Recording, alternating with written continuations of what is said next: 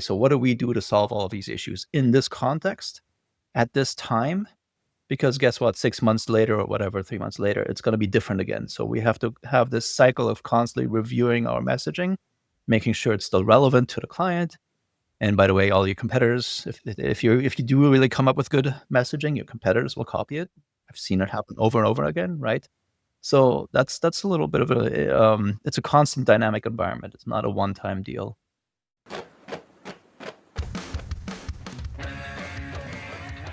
Oh yes, this is the Hardcore Marketing Show.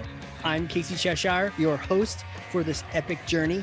Today's show is sponsored by Ringmaster, on a mission to launch B2B podcasts that create relationships, generate revenue, and drive growth. Ringmasterlive.com. Bam. All right. Yes, I did. They said not to. They said, no, don't interview him. He's too smart. Your brain will explode. And I said, yes, bring it.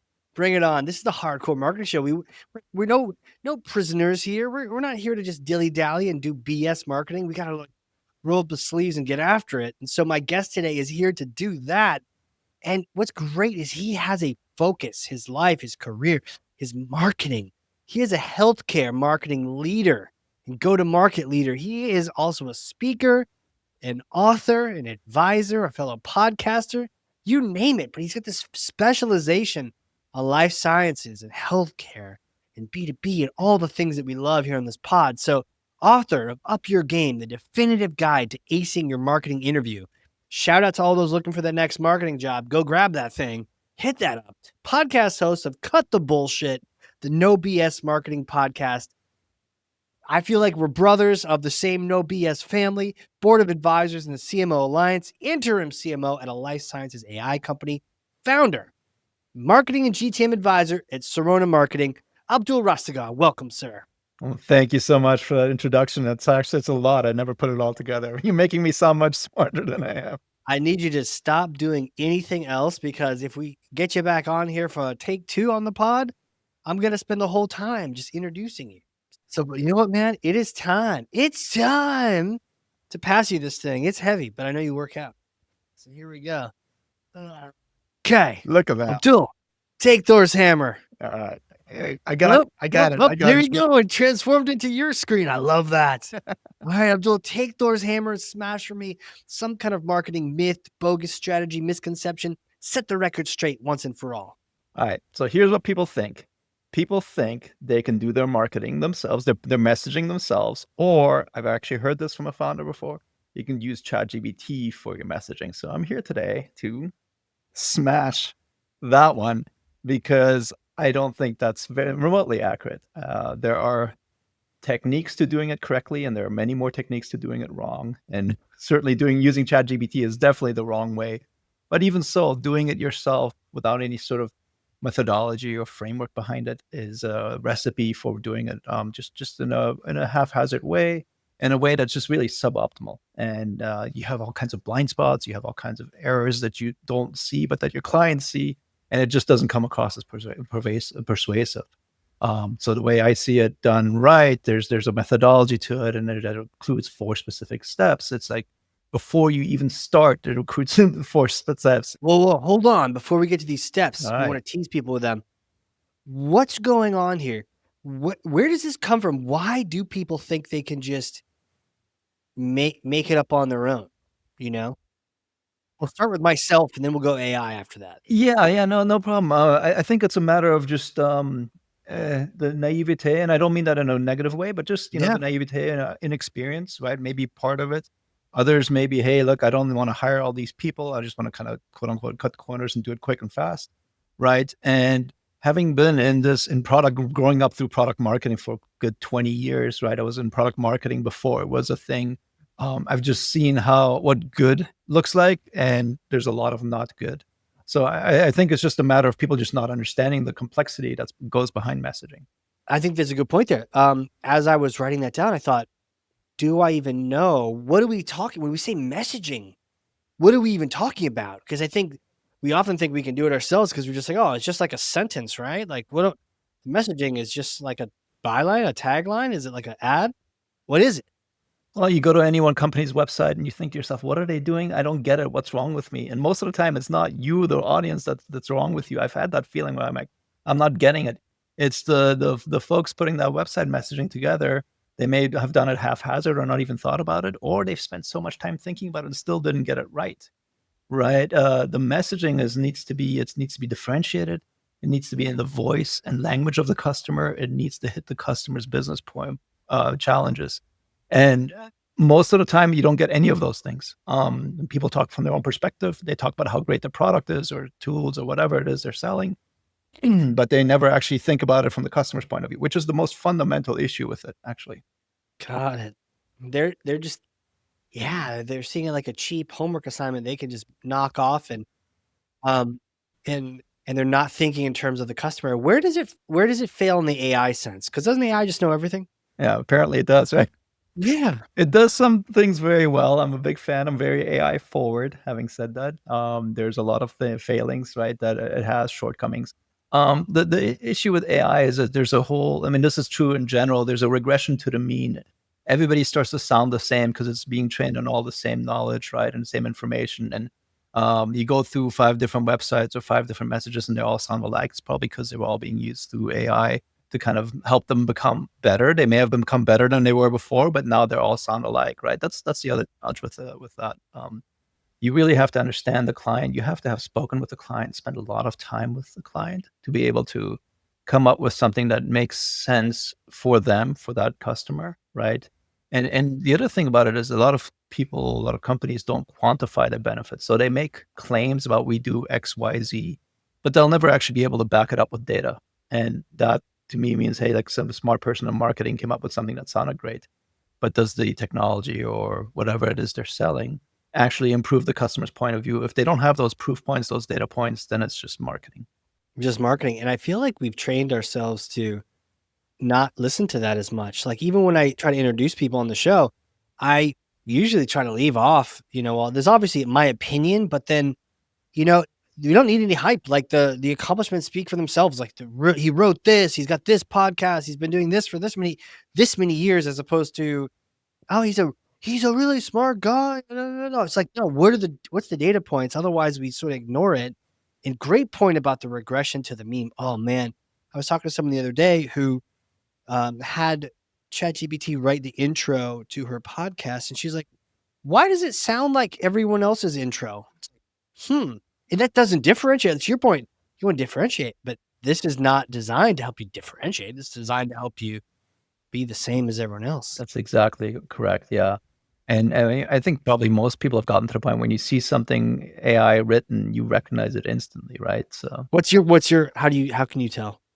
I'm not even using it like M dashes are a dead giveaway, but M dash, right? right? Yeah. But there's so much more.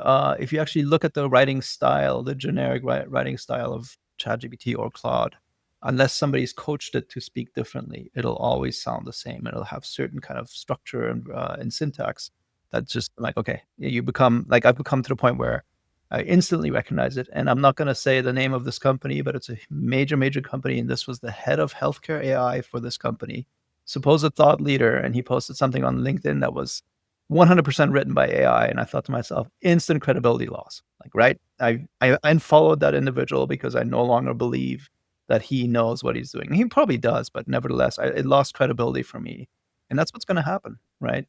Damn. Damn. Um, I used to go back there. I did this experiment on LinkedIn to see, if it could help with commenting or posting, and I would have to go back through and delete all the M dashes. Right? And then add my own flavor. By the way, shout out to Lexi, who hates the fact that people talk about M dashes, but we are. We are. And she had a really good post talking about like, hey, why are we doing this grammar thing? Um, because we are. Because we are. But yeah. So the things that spot that, it gives it away, loss of credibility. And then how does that tie back into okay, and so for messaging, you don't want your messaging to take away your credibility. Absolutely, right? So the regression to the mean that I talked about content, right, it also is true for messaging. If you look at I posted this on LinkedIn maybe a couple months back where I took screenshots from 6 different companies about what is your messaging, and they all came down to improve patient outcomes or improve healthcare outcomes. That's like it was the same thing, right? Across the board. So in my industry, that matters, improving outcomes. But if everyone's saying it, then no one's saying it, essentially. Right? You're not really kind of standing apart. The other thing, it's such a high level generic message that, like, yeah, your particular tool in this giant value chain that is the healthcare system, how did you literally improve patient outcomes? You didn't, right? So you have to be a lot more specific and explicit about it. And that's just one industry example. That's true for every single industry. If you look at them all, they all have that same issue that, and that's where the whole regression to the mean comes through, whether it's through human power or ChatGPT power, it all sounds the same. Yeah. So where do we go from this? How do we break out of this? So I wrote an article on this in Pragmatic Marketing in 2000. Did you write it, or are there M dashes in it? Yeah, no M dashes. This was 2015, so this is before any generative AI. So it was written by me.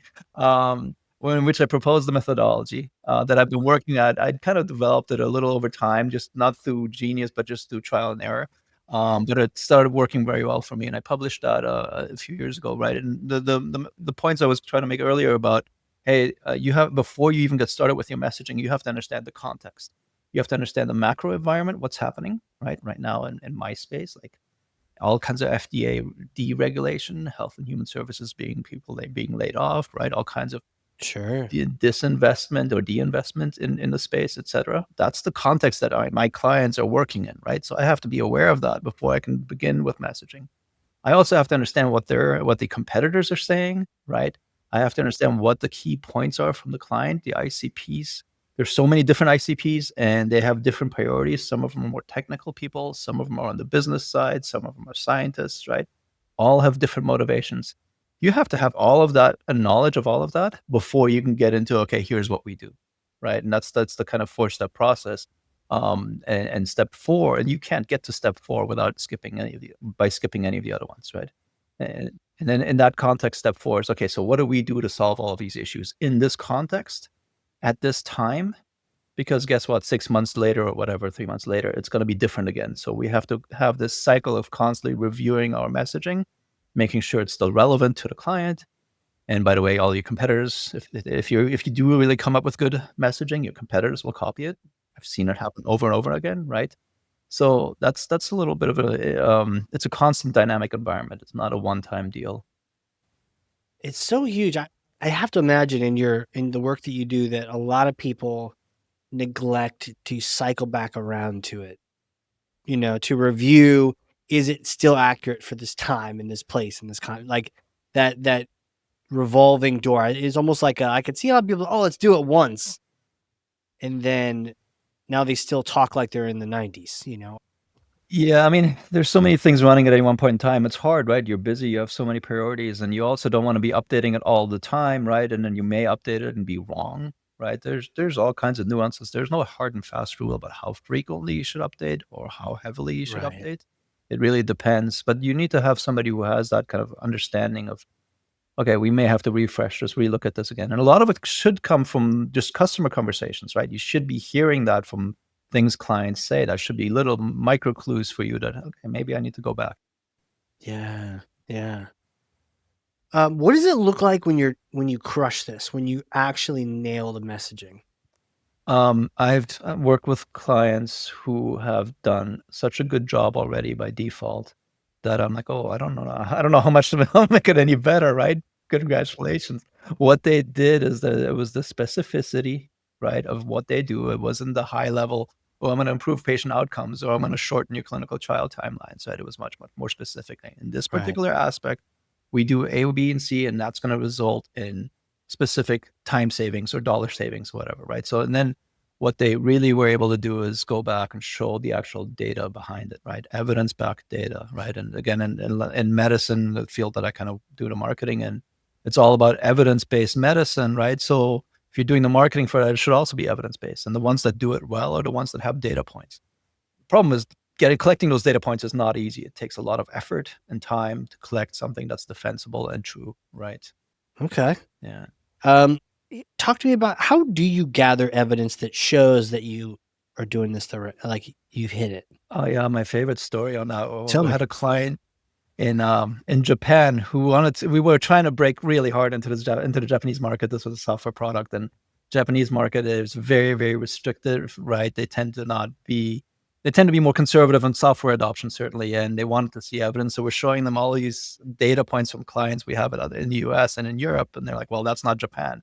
Right, so we actually took one of them up on that challenge. We're like, "Well, you do have locations in Europe, you have locations Yep. in Japan and in the US.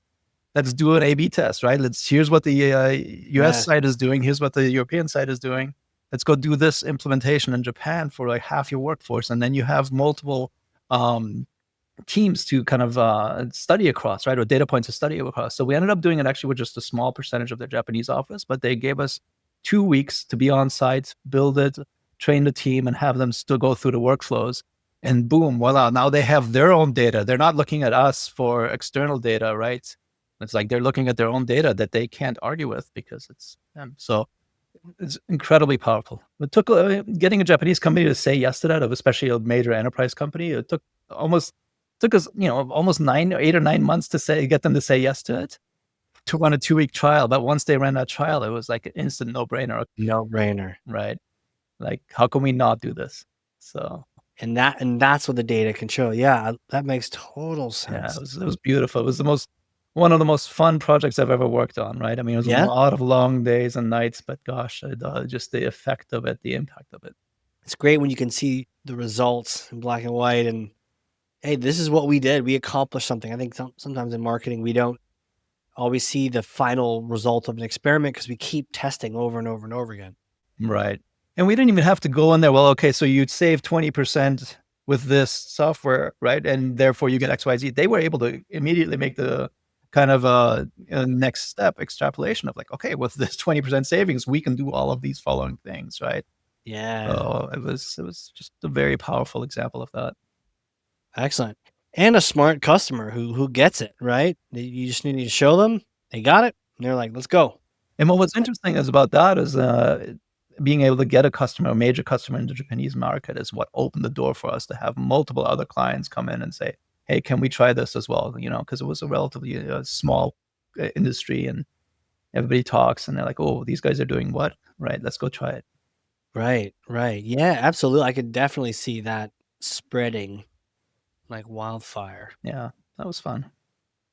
Man, well, where do you get your input from? Where do you learn? Where do you stay up to date? ChatGPT? No. Dude, it all comes back around. It's a whole one big circle. Jokes on you guys. We're not even here. This is AI talking to AI. That's right. Like, it's those calls when there's more note takers than people, right? Oh man, I love that.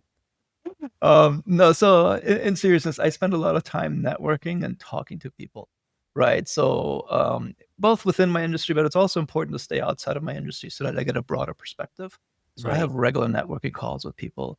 The other places I get information from is just client conversations, just constantly, just everything that's being said. I may look at it for a specific project, but I always take it back at the end, right? And like, okay, Yeah. what patterns do I see across different clients? And then obviously just reading various types of, I spend a lot of time reading like macroeconomic news and just trying to understand what's happening on a macro level. So that kind of guides my kind of, thinking and outlook on things in general.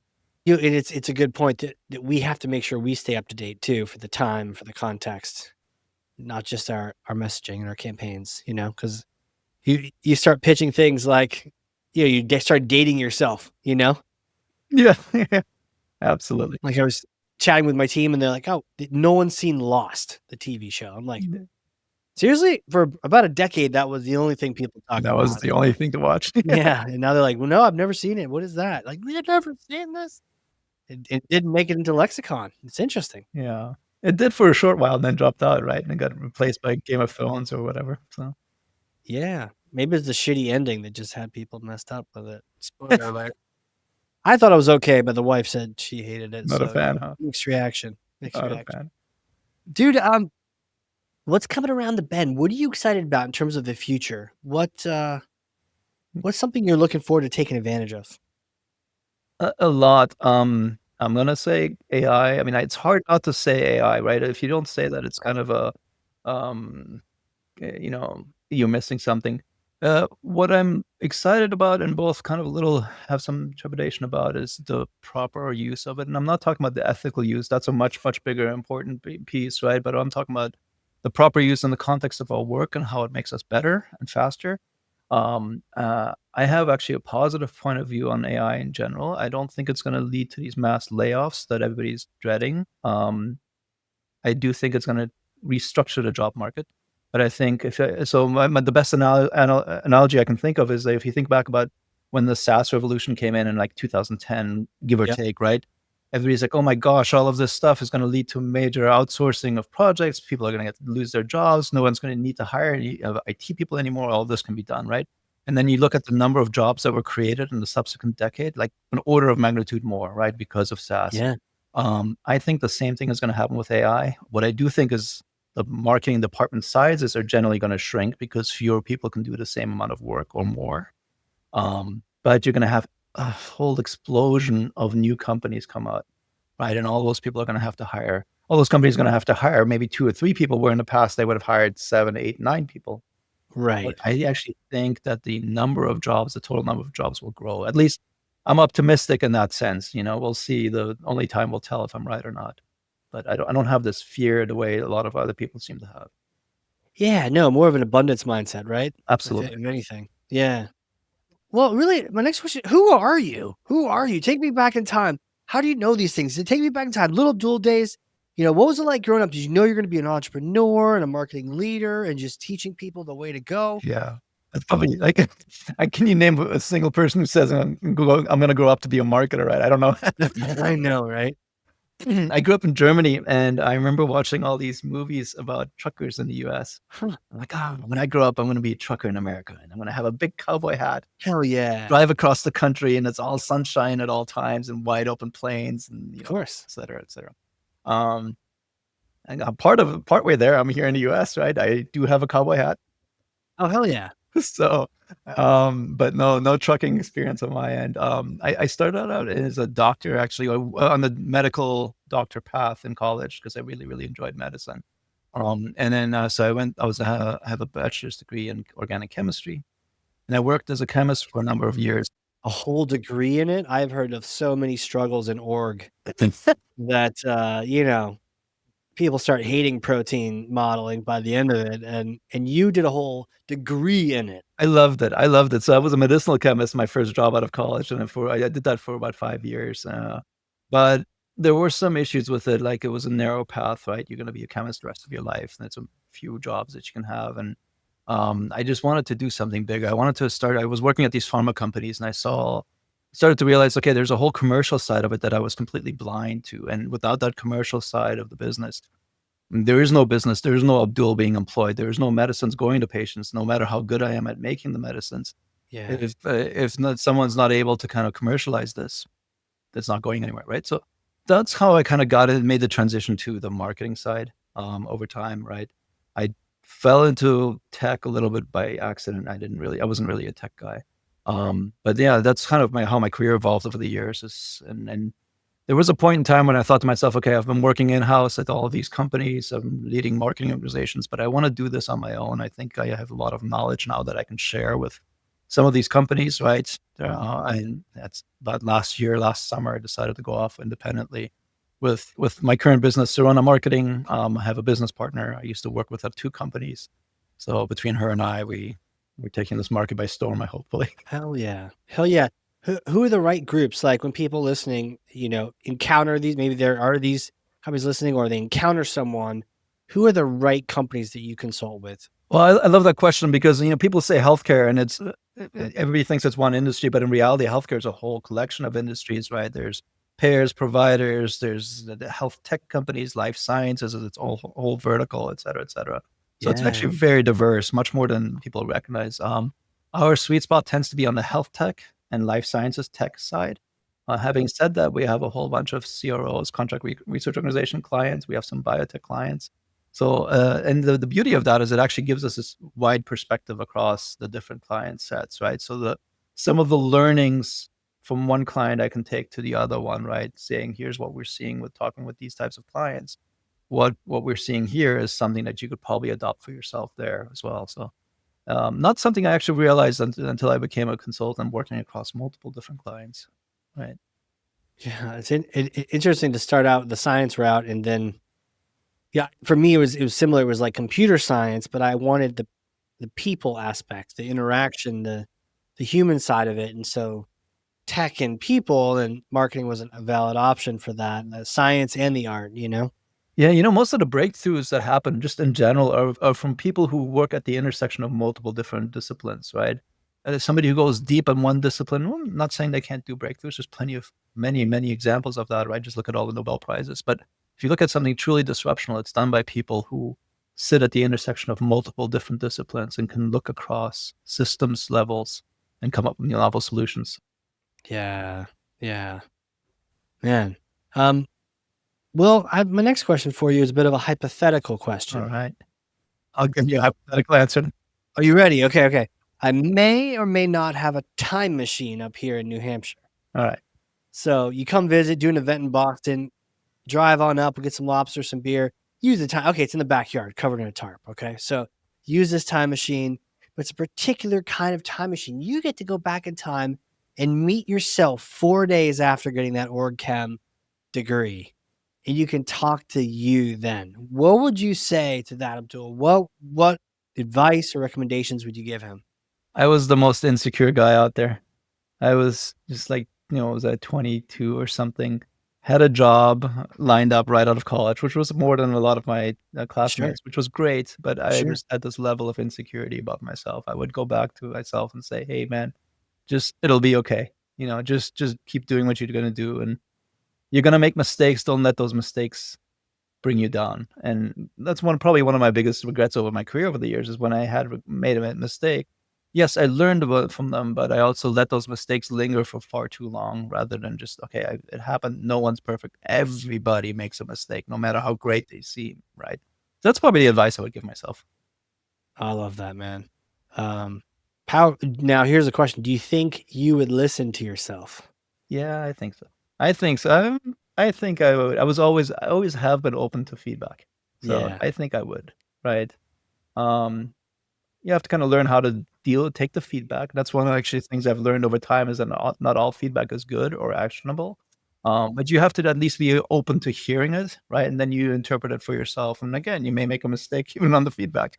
But, the ability to listen, I think that's one of the things that I've kind of taken over the years as a strong point. yeah. I kind of pictured you fist bumping yourself. I mean, like, okay, man, thanks. It will be okay. Yeah, I am gonna keep doing this. You know, Yeah. Yeah, yeah.